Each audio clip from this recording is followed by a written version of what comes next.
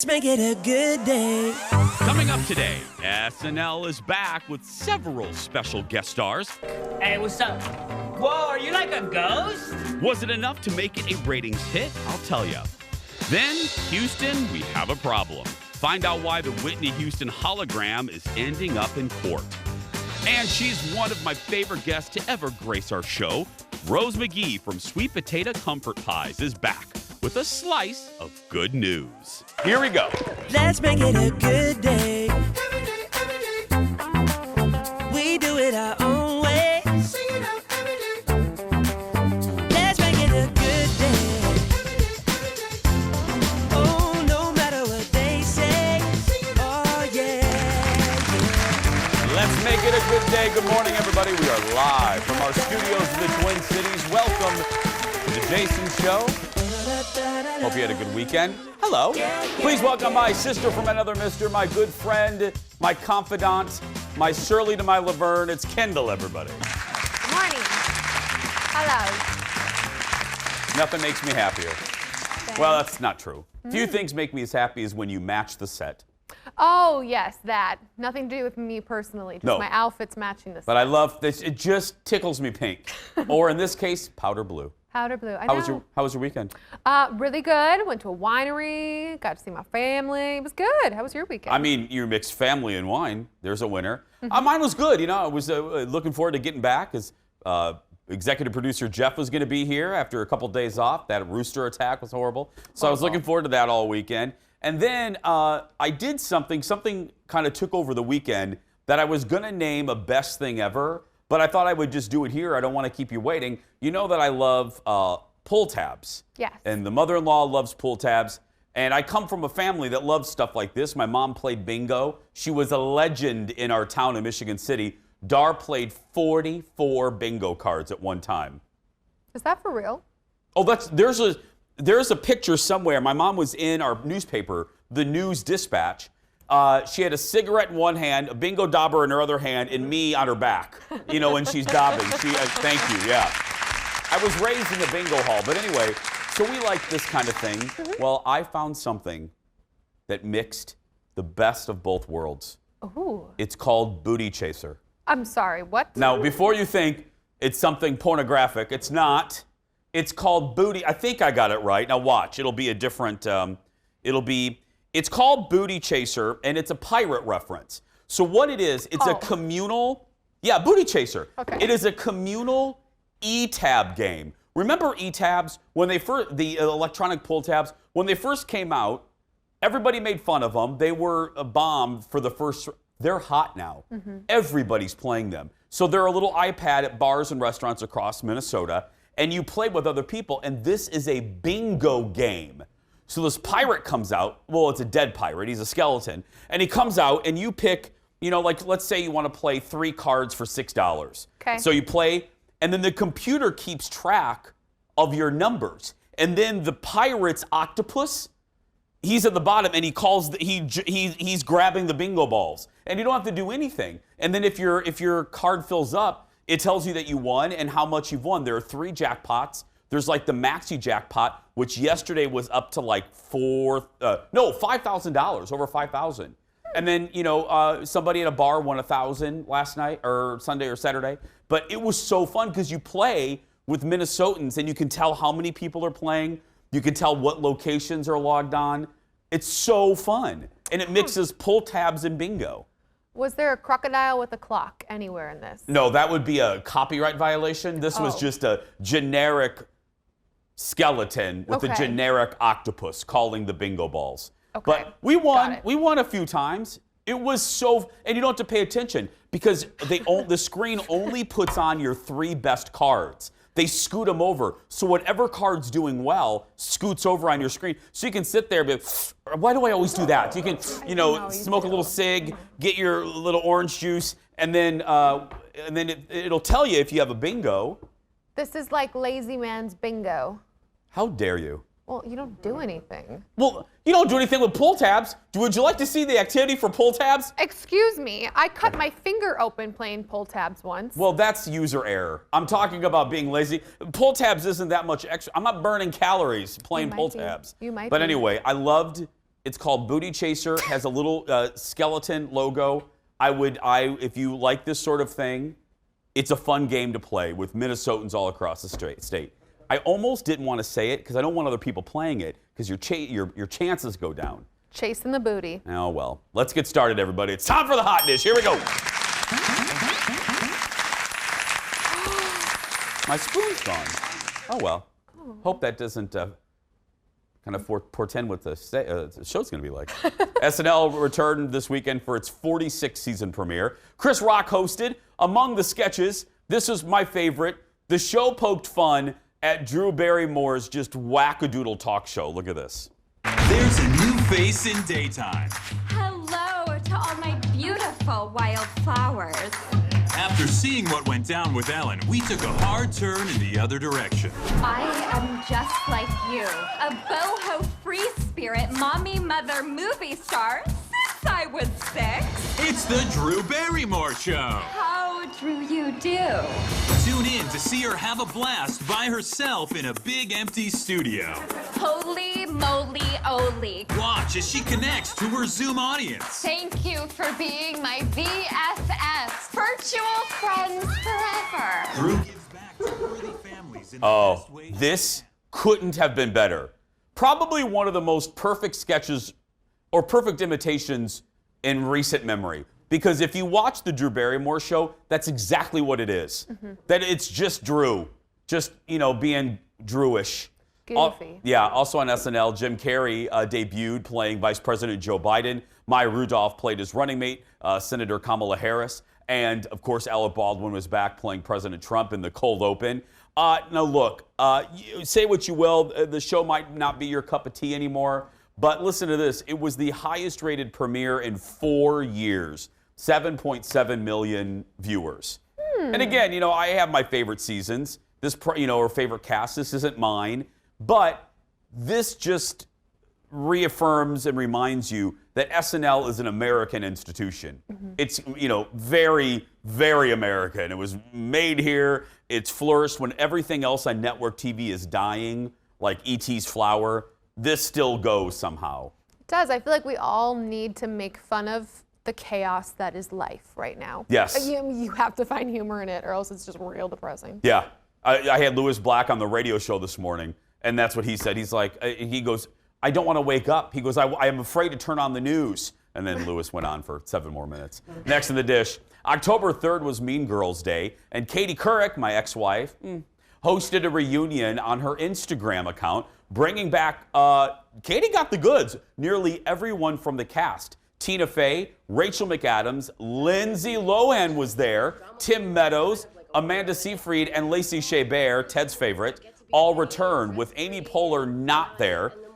Katie dressed up like the cool mom. The event was aimed at reminding people to get registered to vote. Look, there's Lindsay. The fact that Katie got Lindsay, that's pretty good. There have been other Mean Girls reunions, like on Home and Family and stuff, and they get maybe 2 people. Right. Katie got him. Catty Heron, she was back in action. Are you a Mean Girls fan? Love I know.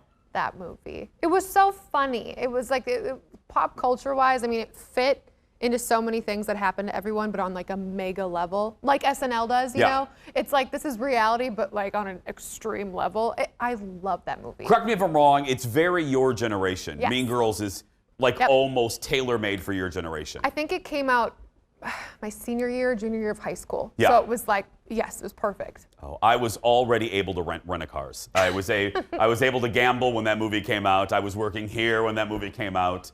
I was close to AARP membership when it came out. So. Oh, not that close. No, that's coming actually though. I'm waiting for that envelope in the mail. Look at the benefits. Free movies on Tuesdays.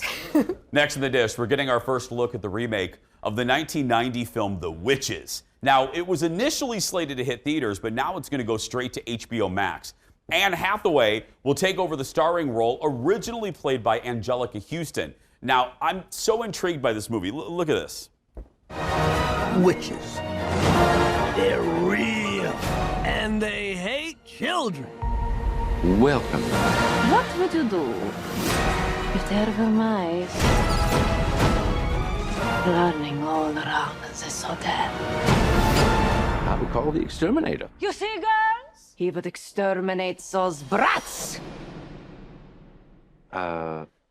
Rats. We would exterminate the rats. I feared this was happening. Then here, that means a test is coming. Ladies, I have a plan. Sandra will transform a child into a mouse. Yeah, Anne's in it. She's reuniting with Stanley Tucci. It's a Devil Wears Prada reunion, and the great Octavia Spencer. The Witches hits HBO Max on October 22nd because movie theaters are closing.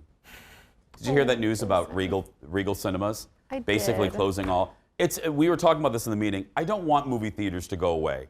Now look, many times on this show I've complained about movie theaters, specifically rude people in movie theaters. I'm talking to you, people that talk during the entire motion picture. But I don't want them to go away. I still want that experience. When Star Wars returns to theaters, I want to go and see it big and loud. And I would love to see this movie, but I don't have HBO Max. So that's the thing with all of these different, just releasing them to streaming services. So many people get left out because I'm not gonna download it, but I want to see it. Now, usually in years past, I would say my usual line, you can use my password. But no, I'm not going to do that anymore. I've had so many people. I had the police from HBO Max show up at my doorstep because I had so many, or on my Netflix. I had so many people on my Netflix account. Sorry. The law came to my house. But I mean, I watch really cool shows on your Netflix account. Great. I'm glad that you do. So does half of my relatives. We have a lot more to come. Everybody stay right there. We'll be back right after this. Coming up, another heapin' helping a hot dish. TMZ will join us live with dish on why that tacky Whitney Houston hologram is back in the news. And Rose McGee from Sweet Potato Comfort Pies is also back with us, serving us some smiles and some great news. Stay right there. We'll be right back.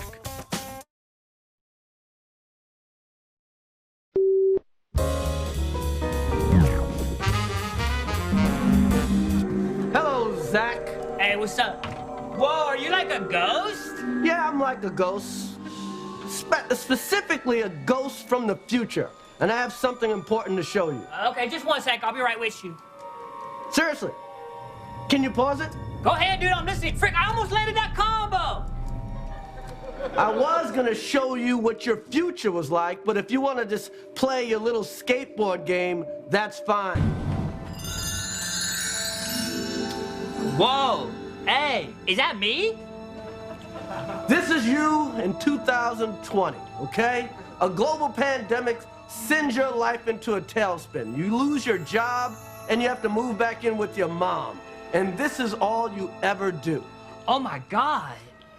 Yeah, I know, right? I can't believe it.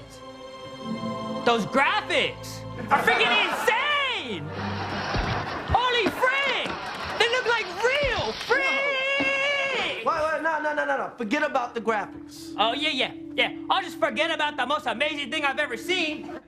Well, very true, probably. Welcome back. Chris Rock and Kyle Mooney looking into the future on SNL's season premiere. Well, you know, on Mondays, we get a special serving of hot dish all the way from Hollywood. Please give it up for Brad, still quarantining. Oh, wait. Brad, where are you today? Where are you? Jason, I'm home. I've moved to a new apartment, and if you saw the rest of it, it looks like a bomb went off. So you can only see a wall for now. It looks, because at first I thought, did they put him in a lobby or something? I know. Yes. I know. It's bad, but believe me, the rest is worse. I love it. Okay, first up, a piece of Kobe Bryant history hit the auction block. How much did it go for? I can imagine a lot. You know, this is a really incredible piece, Jason. It was the actual hardwood floor from his final game, and it's signed on his number 8 as well. So there's a section of it that they auctioned off. They were expecting about $500,000 for this thing. It surpassed that at over $600,000.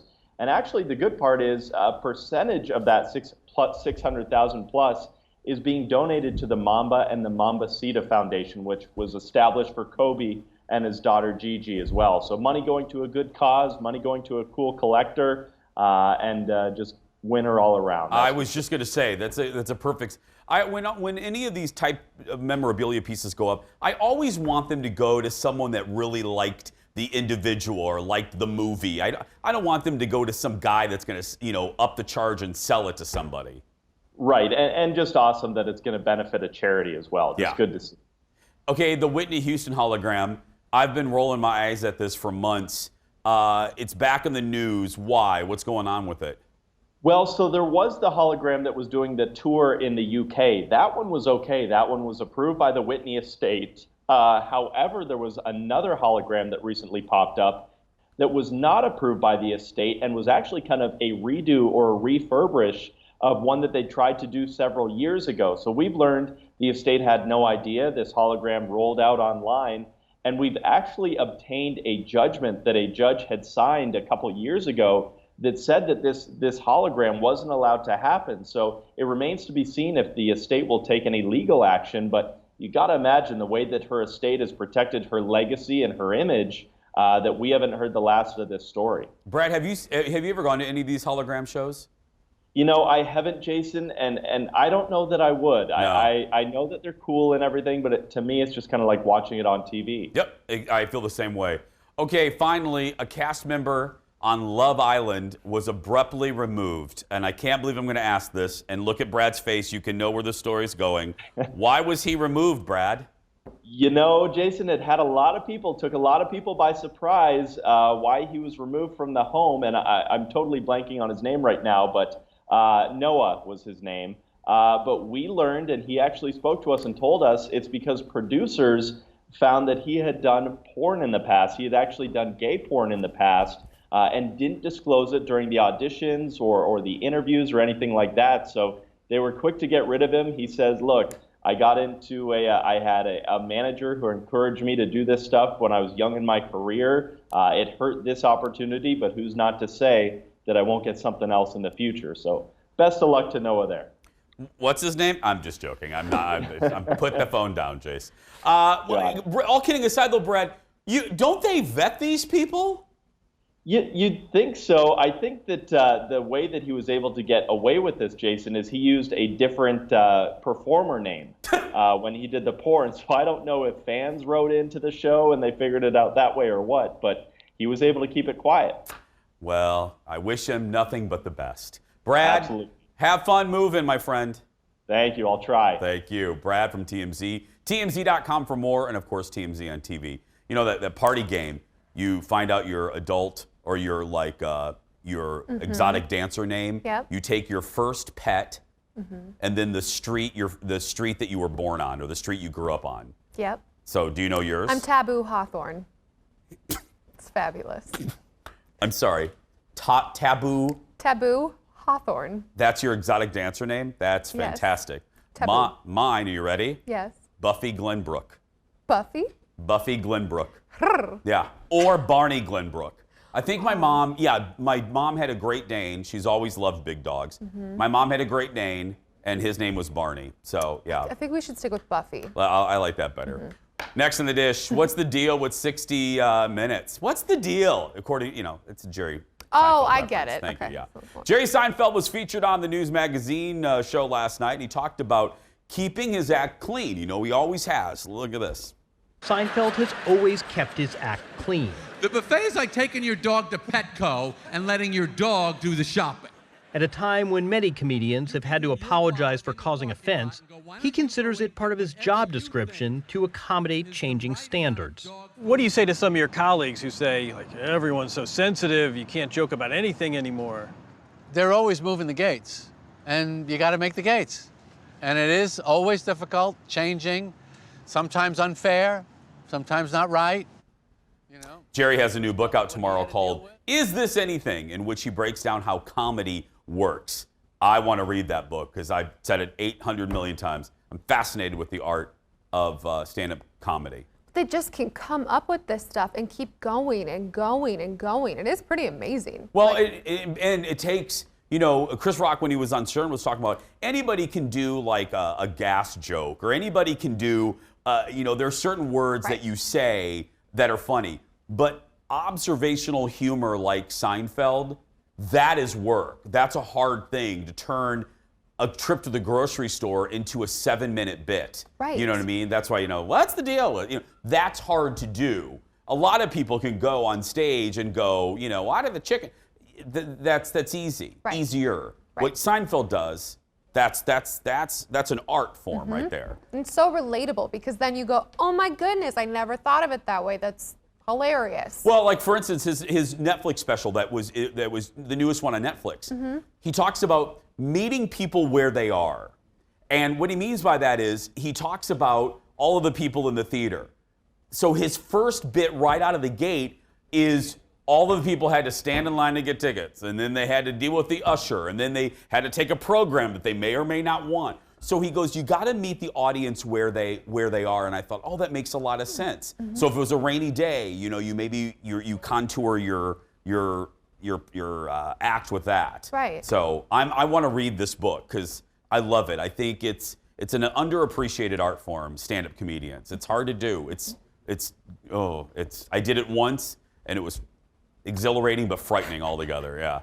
Next in the dish, singer Lenny Kravitz was on CBS Sunday Morning yesterday and talked about working his way up as he tried to figure out what kind of artist, speaking of artists, he wanted to be. Look at this. But discovering an authentic sound took some time to figure out. Mostly he knew what he didn't like. A friend asked him to record a song he thought might be a hit.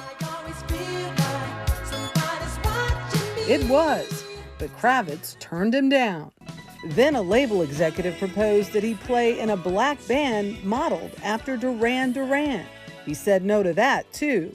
They're telling you that they're going to pay you all this money, that they're going to make you famous, and something felt terribly wrong, just within my spirit.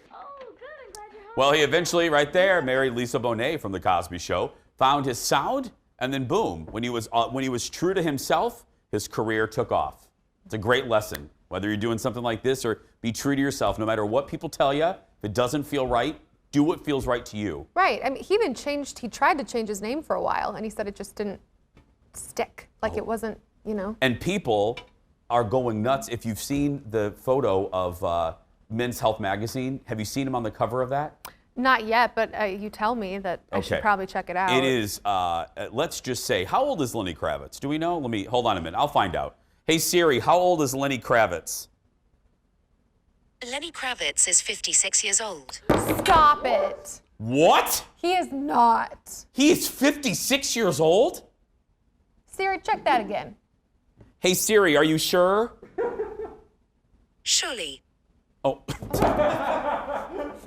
Just dropped the mic. Well, she just told me, didn't she?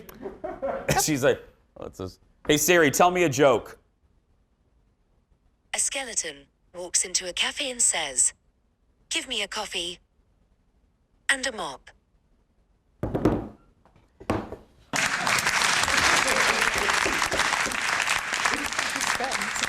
See, why am I relying on the phone to do jokes? I'm paid to do this. I mean, I'm relying on Siri. It's a Monday. But anyway, he's 56 years old. Like I say sometimes the good Lord gives with both hands. You are just, because he's perfect. I know, and he's got perfect that in everything. He's got that big ranch in Brazil. He does? Oh my gosh, he was in Architectural Digest. Oh. Nerd alert. Listen to Kendall. I barely read highlights in the dentist's office, and she's reading Architectural Digest. Well. Somebody smart on this show, it's not me. Still ahead, we're opening up the Jason Show mailbag, but next, she makes the best sweet potato pies you ever did try, and now you'll be able to buy them. We're chatting with our good friend, Rose McGee, coming up in just a few minutes. Stay right there, we'll be back after this.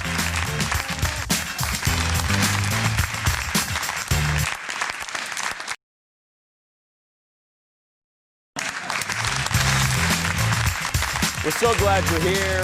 Happy Monday, everybody. Welcome back to the show. Well, I don't need to tell you, fall is here, and it's the season. I love fall so much. And it's the season for some sweet potato pies, and for that, we only go to one person. Well, that's it.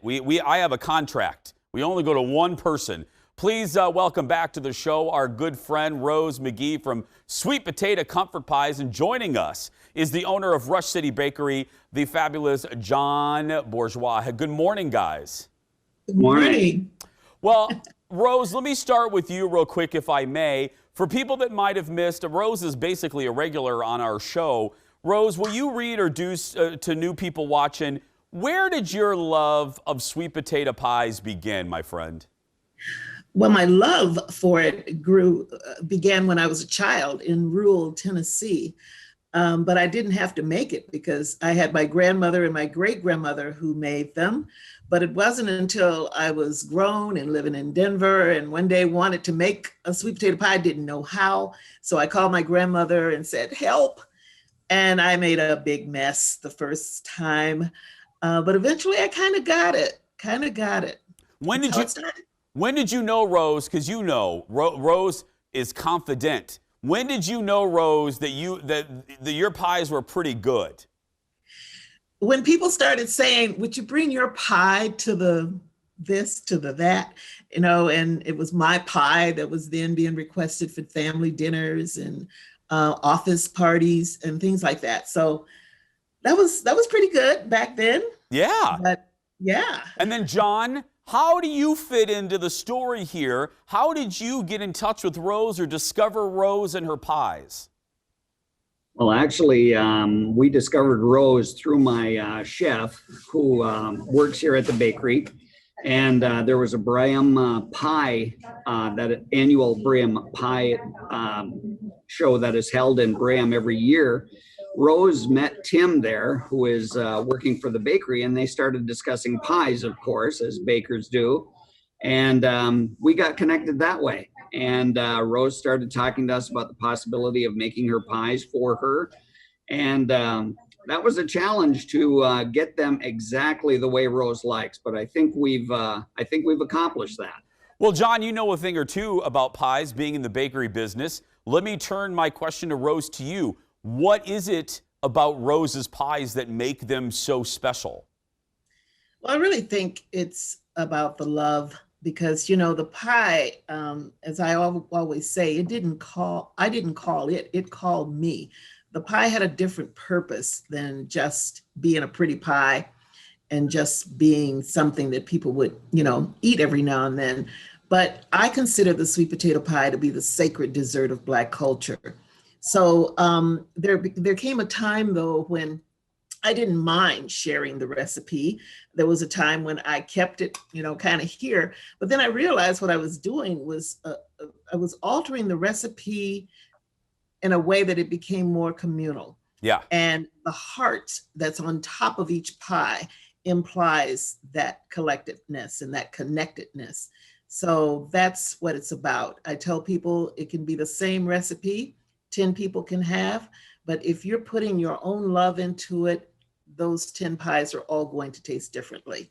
John, as I said, you know a thing or two about pies and cakes and cookies and the bakery business.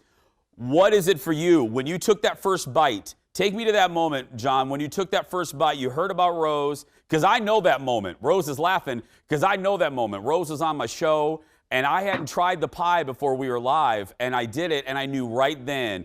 I saw every religious figure up in space. I was like, I saw everybody. It was so good. What was that moment like for you, John? When did you know this was something special? Well, Rose brought up some sample pies with her lovely daughter one day, and we tried it. And my feelings are exactly the same. The pie blew me away, and I had not honestly been that much into sweet potato pies. But once I tasted this has become a staple at our house for sure. And it's so much different. Yeah. I wouldn't say that it's that kind of pie that absolutely is something that you really want to have at your celebration. And make it really a homey affair. And this flavor brings that right home. Well, and so you're going to be able to get everyone watching. You're going to be able to get Rose's pies at Rush City Bakery. Rose, what your reaction when John was like, "I want to sell your pies"? Well, it's been a while. This was over 2 years ago. Yeah. And my patience is not very long. Oftentimes. And I think, wait a minute, are we going to do this or not? And then I ended up, having knee surgeries and just didn't have time to think about it. And time went on.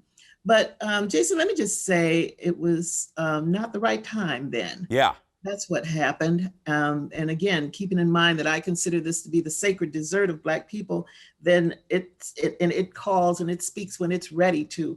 So it was after the murder of Mr. George Floyd that I got an email from John just saying, I'm really sorry about what's happening right now. And I was getting ready to respond, and that's when it came to my mind, wait a minute, let me ask him, this may be the time. Yep. And that's how we got here. The door opened when it should have opened. Rose and John are sticking around because Rose, she is famous not only on television, but in the bakery world. Now she's famous in the magazine world. We will explain when we come back, right after this.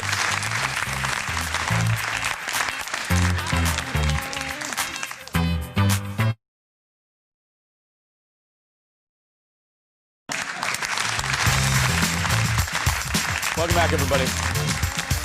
Welcome back. We're continuing our conversation with our good friend Rose McGee from Sweet Potato Comfort Pies, and our new friend John Bourgeois. Good morning, guys. Again, Rose, let me ask you. I found out that we think you're famous. We love you here on the TV show, but now you've gone all national. Were you in Reader's Digest? Yeah. I'm in Reader's Digest now, the October issue. How did that happen? I think they heard that I was on your show. That's what it was. Okay, so was it, sweetie, was it a profile or was it a letter? What is it? They have me featured as a hero. Oh, nice. Really? Yeah, it's a full page picture of me holding the pie and a lovely story, the history. And that's available right now, Rose? It's available right now. It's in the, I was about to grab one and show you, but I don't know if we can do that. Yeah, go ahead. Show me. I want to see it. Do you have it right there? I'll show you. Yeah, get it. Rose. It's live TV. I don't care. Look, we don't care. Well, here's the thing about the Reader's Digest. They come in 2 sizes. I didn't know that. I didn't know that either. Here's the the big size, and it's the same one. It's just that it's in bigger print. And I'm right here on page. Look at Rose. Look at that. Yay! So get your copy, October issue of Reader's Digest. Yeah, get it. And get it next at the grocery month, stand. Guidepost. Are you familiar with Guidepost? Yeah, I am. Well, you can see me there next month. See, pretty soon, Rose is going to be too big for our show. We're going to have to go through her agent and book her and stuff. But John, no, I just want to be a co-host with you, Jason. Please, anytime. Kendall has some vacation time coming up. So yeah. Hey, John, I want to give you the last word here. I just recently did an interview with a gentleman named Houston White, and he was one of a couple people I've talked to recently about. One of the few positive things about this COVID environment for restaurants, bakeries, businesses, local businesses, is people have found this desire to collaborate with other local businesses, and because it like nourishes the soul in a different way. Is that an unexpected benefit for you collaborating with Rose? Oh, it really is. Yes. I mean, like Rose said earlier, this was the time for it. Yeah. And there were a lot of things that came together besides the untimely death of George Floyd, the COVID. It just seems like 2020 is, this is a highlight of 2020 for me. And there's not many of them, Jason. Yeah. I'll tell you that, if you know what I mean. Absolutely. If I could I show the pie? Yeah, go ahead, because we just have a few seconds. You have the pie right there? Right. I'll quickly put that up here so that you can see that. Look at the pie. Rose, are you on the sticker? I am on the sticker. Look at that. The hearts are there. The hearts are there. It's such a symbolic and beautiful pie. I love working with this woman. Yeah, well, I've loved her since the moment I met her. John, thank you for your time. Rose, you're doing it. I wish I could hug you, and I will hopefully soon. Well, thank you. And let me just say, Jason, how much I appreciate you and Jeff and the crew over there for having us on during this pandemic. when people are just looking for hopeful kinds of topics, and you're doing a beautiful job of that. And as for the pie, we want people to order them and just have them shipped. We didn't talk about the shipping procedure. Oh, no, I'm doing it right now. I'm going to do it right now for you. They're shipping frozen. Yes. So they're fresh, no preservatives. Yeah. That's right, Rose. Look at Rose is like, you get my plug in there. I love it. That plug in there. That's right. Thanks, guys, so much. As Rose said, for more information, get those pies. Head to sweetpotatocomfortpie.org and check out Rush City Bakery on Facebook. And as you said, no preservatives, and they're frozen. They can ship them. I love it. Rose, I love you. We're opening up the Jason Show mailbag when we come back. Back after this. Love that woman. Good people doing good things. Let's make it a good day. We do it our own way. Let's make it a good day. Oh, no matter what day. Welcome back, everybody. Let's make it a good day. Kendall, let's make it a good day. We're going to. It's always a good day. It's a good day. We have a show, for heaven's sake. We're lucky. We get to spend it with you. Hi. It's Monday, which means it's time for our Monday mailbag. Hit it, Leo. You've got mail. There we go. That's right. We love talking to you. This is our chance to answer some of your questions. Post it on social media. We try to do this every Monday. First up, we got a great reaction. We always do. Stephanie Hansen, Kendall, is more popular than we are. I mean, she really is. Stephanie Hansen's segment on grocery shopping from Friday. Mark says, I love when Stephanie is on the show. The Food Channel needs to hire Stephanie and give her a show. She's better than Martha Stewart. But don't tell Steph that. I don't want her to leave. No. But she is. I got really quick before we go on. Let me read Maggie's statement and then we'll go on. Maggie loved Stephanie's segment as well. She says grocery shopping is no longer fun. That's what Steph said. She agrees. Now that I have to send my husband out, he only buys what he likes to eat regardless of the list, which means lots of junk food. Yeah, I hear you. No, you know the thing about Steph, and I've said this. She fills in on my radio show too. Yep. And there's nothing better when you do a show like this. You and Shane are in that category. I love a person that's a good conversationalist. Someone because what we do here is like ping pong. It's like tossing the ball. If I toss the ball over to Kendall or Shane or whoever fills in, they need to be able to grab the ball and throw it back. And Hansen is one of the best. And I say this, you may not always like her opinion. You may disagree with her, but she is so honest and so real. Mm-hmm. And I'll just tell you, if you ever find yourself disagreeing with her like strongly on something, just know this, she's one of the best people that I know. Hansen is one of the best people I know, and she's one of my favorite people that ever appear on this show. She really is. Next up is Cindy. Stephanie better send me a check or something. That was very nice right there. So nice. I was very nice. She says, Jason, you always have the best ties and fabulous socks. Where do you get all of that stuff from? Easy. You know what? All the suits are done by the King brothers. I've said that before. Shirts I get at different places. I get at Nordstrom Rack. I do like a good deal. Yep. I don't like to spend a lot of money on ties, so I get a lot of them at Nordstrom Rack at a discount. Socks the same way. Mm-hmm. I remember when socks were real trendy a couple years ago. I mean, every news anchor in the world was posting their socks on Wednesday. Yeah, that was a thing. That was a thing. Mm-hmm. I don't know. I don't really care about the socks that much. But yeah, ties I get at the Rack. The Rack. I like a good deal. Good spot. That's yeah. April had a different question for me. Why do you always have a pencil in your hand during the show? I actually mentioned this a couple days ago. Hi, sweetheart. It's, you know what, to be Stephanie Hansen, honest with you, it is a nervous, I don't want to call it a tick, but it's a nervous thing. I like to have a piece of paper here. It's just, well, maybe it is a nervous thing. It's just, it comforts me, like when I'm doing that right now. Mm-hmm. It just makes me, I like that feeling. Everybody has their thing. Yeah. Mm-hmm. I don't really have a good reason. It's just, that's why I have this there, yeah. Cheryl had a question about our executive producer, Jeff. She asks, what happened to Jeff and that rooster? Well, it was very, very tragic. Tragic. Jeff was supposed to take a simple 4 days off, but he was walking through the woods and he stumbled across a rooster. Mm-hmm. And he went to pet the rooster and it attacked him. Gorged his eyes, I heard. Almost, yes. But no, I'm kidding. We made a big joke about it because Jeff was off for a couple days. And then the joke came to a shocking conclusion on Friday when Ted comes to me, producer Ted, and he goes, okay, I made this graphic, and we're going to act like we have a photograph of Jeff and the rooster.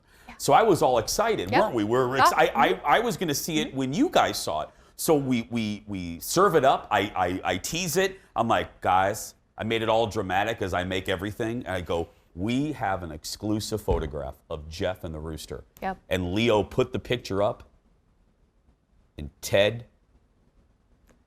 picked a picture of a turkey. Yes, he just kind of failed. Wasn't even a rooster. No, it was definitely a turkey. As Ted was being written up by HR, Ted's excuse, he didn't like the way the rooster looked in the picture. Oh, well, and he didn't even use like a wild turkey. He used like a farm turkey. Wow, we're just really laying it on Ted and the turkey. And finally, Deb says, your new theme song makes me smile and gets me dancing. I love it. Yeah, I do too. It does. Let's make it a good day. It's the boys at Yam House wrote it to fit the theme of our show, which for this hour, we want you to have a good day. You can stay connected with us on social media. Just search for Jason Show TV on Twitter, Instagram, and Facebook. And who knows, your question could end up on next Monday's mailbox. We're going to take a break. We'll be right back. Yeah, yeah, yeah, yeah. Let's make it a good day.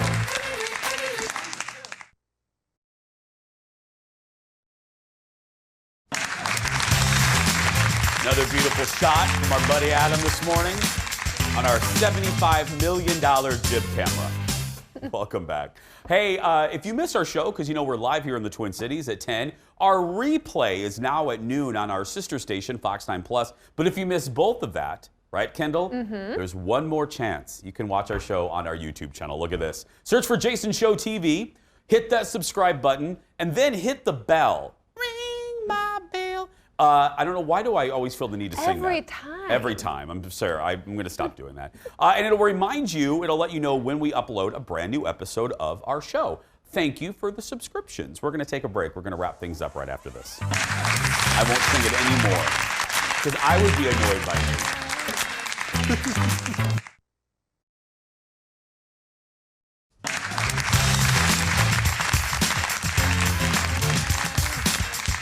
Wrapping things up today. Good show today, Kendall. Good show today, Jason. Thank you, Kendall. Way to go. Way to go, crew. Mhm. Hey, I wanted to recognize, too, because people will inevitably ask. I used to, from season 1 forward, I've always had a microphone on my desk.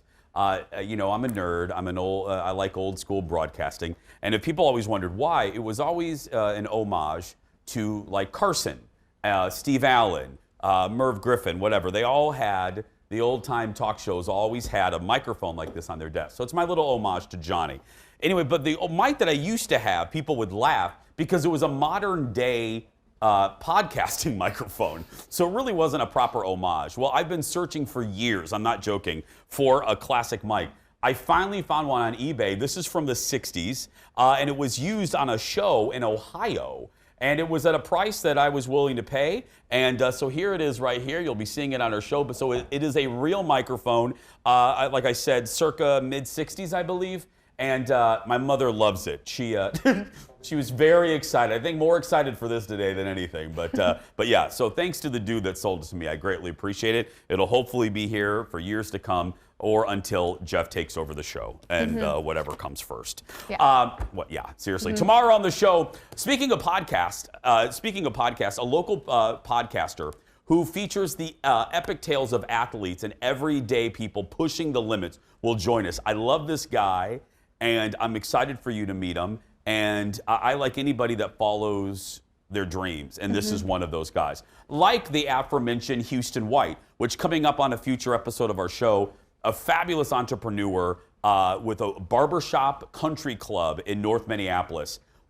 Kendall set this up for me. I've talked about Houston every day since I did the shoot, and I'm very excited for all of you to meet him. You'll be inspired by his message and his drive, and his business is cool. Like, his business is super. I felt I couldn't even walk in. I didn't feel cool enough. He does come off as like he's a cool dude. Yeah, I walk in, he has a bow tie. He was awesome. Like one of my favorite entrepreneurs I've met doing the show. Seriously, he's on that list.